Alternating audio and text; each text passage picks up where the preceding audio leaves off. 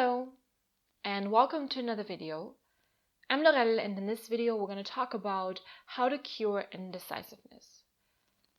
And actually, I'm not so much about curing indecisiveness, I'm more about understanding indecisiveness and then working your way with it. So let's get started. Indecisiveness is the state that you face when you have multiple options at your desk and you don't really know which option to choose. Indecisiveness is something that a lot of people experience when it comes to little decisions, such as choosing food or choosing where to go, what to do, choosing their weekend plans. But also, it comes with bigger things, such as not knowing where to move, not knowing which partner is right for you, not knowing your purpose. So indecisiveness is something that can be very, very bothering because you somehow want to move forward, but you can't because you don't really know the direction. A lot of the time, indecisiveness comes with the feeling of not knowing what you want. And it also comes a lot of the time with an inner turmoil and the feeling of being in an inner battle with yourself. When you don't cure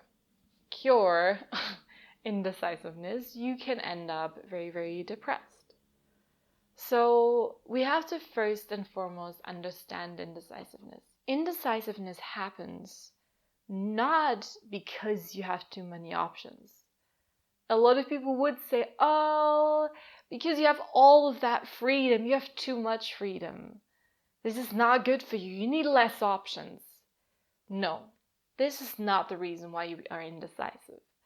The reason why you're indecisive is that you have aspects or parts inside of yourself that are not agreeing on the ultimate direction that you want to go to. You can imagine that you are not just one person. You have different personality aspects inside of yourself. And these different personality aspects, you can also call them like roles that you play. They want different things. For example, you play the role of the business person, then you play the role of the family person, then you play the role of the single person or the best friend. You have all of these different roles that you play on a daily basis. And the minute we face indecisiveness is the minute these roles want different things. Because you have to think about these roles not as roles you actively choose to play. You're actually unconsciously playing these roles as a way of adapting to your environment. And it's more like this role is taking over you, so you're becoming like a player of a character. And this happens because we experienced a lot of trauma in our childhood. We experienced a lot of things in society where people told us that certain aspects of us are acceptable or not acceptable, or certain behaviors are only acceptable in the workplace or only acceptable in a relationship or something like that. So you are starting to create an inner split of your personality, and you play this out, this split in certain personality aspects in different situations. And you are fine as long as you let, for example, one personality aspect of you making the career decisions, another one making the relationship decisions, and another one making the family decisions, and another one making the free time decisions.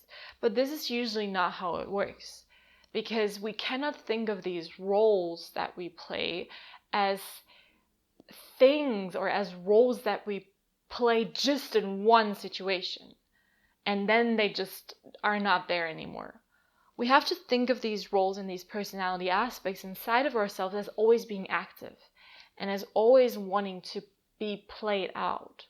So the business role wants to be also played in the social environment. It also wants to be played while partying.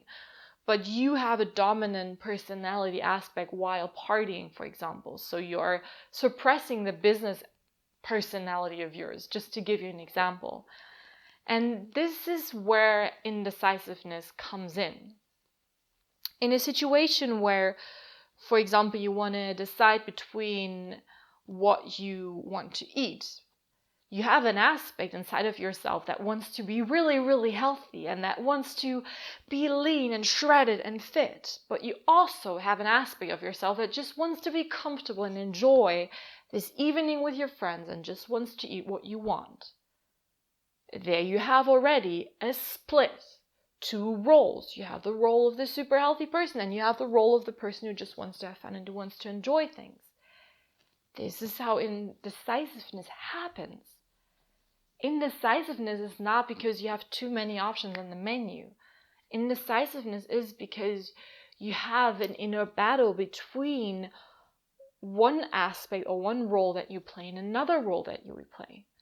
And your job is to communicate with all of the roles that are causing you to be indecisive and to get them on board. What a lot of people do when they're indecisive is they are forcing themselves. They are putting like a deadline. They're like, okay, I have to make a decision now. I don't care. I'm going to go for this. They try to use logic or something else and then make a decision.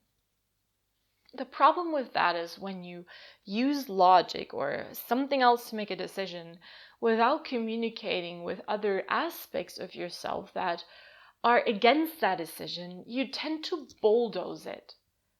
And you can imagine that all of these personality aspects inside of you are actually individual people. So individual parts of yourself, individual versions of yourself. So you're actually constantly just bulldozing yourself over and over again when you don't communicate as soon as you're indecisive. That's why the best way to deal with indecisiveness as soon as it occurs is to look at what is causing the indecisiveness. What personality roles or aspects are opposing each other? What do different personality aspects and roles want and need in that situation? When we go back to the restaurant, the personality aspect that wants to be healthy, fit, and shredded and lean needs you to pay attention to what you eat. It needs you to be healthy in order to get towards your goal. And when you ask the other personality aspect, this personality aspect wants to have fun. It needs you to let go and relax and not think about rules. There you see the dynamic. There you see what's actually happening inside of yourself. This is why you feel like you're in a battle and you're struggling and you're like clashing, because this is what is happening. So you have to, in these situations, bigger or smaller, look at and communicate with all of these roles, with all of these personality aspects of yourself, and find a common ground. Don't sacrifice one for the other, but find a common ground where both get what they want. Not where just one aspect gets what they want, but both. Or sometimes there are 3 aspects, 5 or 10 involved. So you actually have to take the time to communicate with yourself and with the different aspects of yourself.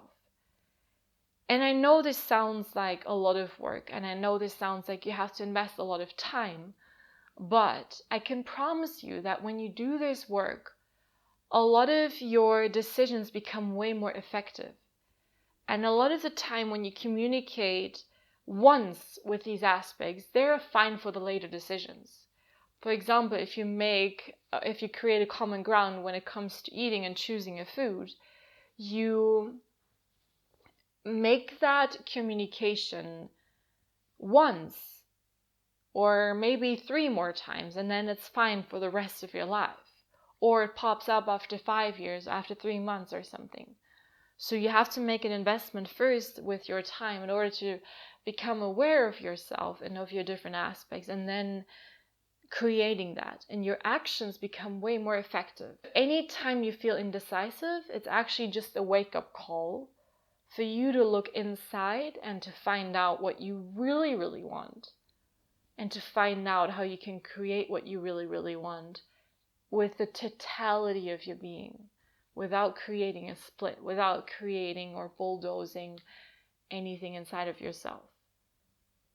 So use your indecisiveness. It's okay to be indecisive, and you can actually benefit from it. So I really hope you like this video. Like it, share it, subscribe to this channel, and I really hope to see you in the next video.